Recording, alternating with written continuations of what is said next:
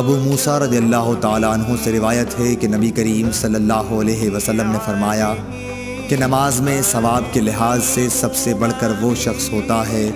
जो मस्जिद में नमाज के लिए ज़्यादा से ज़्यादा दूर से आए, और जो शख्स